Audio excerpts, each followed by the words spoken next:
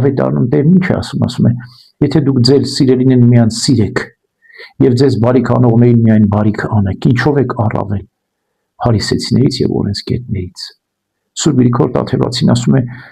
սերը կարկինի նման է։ Տեսել եք, կարկինը երկու ոտք ունի։ Մեկը ուղիղ ամուր է, իսկ մյուսը շարժվող է։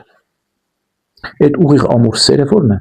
Պետք է սիրես քո Տեր Աստծուն ամբողջ սրտով, հոգով, զորությամբ, էությամբ, չի շարժվում կարկինի մի ոտք։ Այսինքն աստվածային սերը պետք է ամուր եւ անխախտելի լինի։ Դու պետք է Աստծուն սիրես առաջնահերթ։ Կանգնեցրի այդ ամուր միսիոնը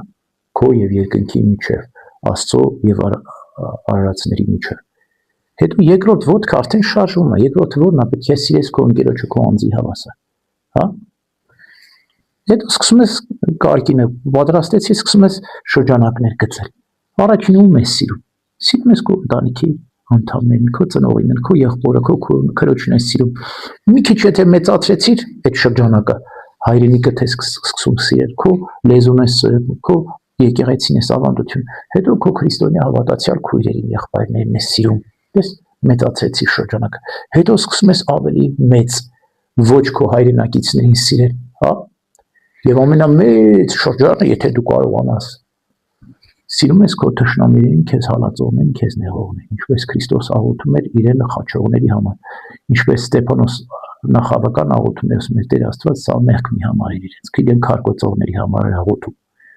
Այսինքն վերջնական գագաթնակետը սիրո, այս մեծ շրջանը թշնամիներին սիրելն է։ Առանց Աստծո սիրո մարդկային սերը ցամաքում է։ Տեսեք ավետարանում ինչ ասում մեր Տերը Հիսուս Քրիստոս։ Ավելի լավ է տալը, քան առնելը։ Երբ կարող է մարդը տալ, երբ որ ունի։ Եթե չունի, ինչ տա։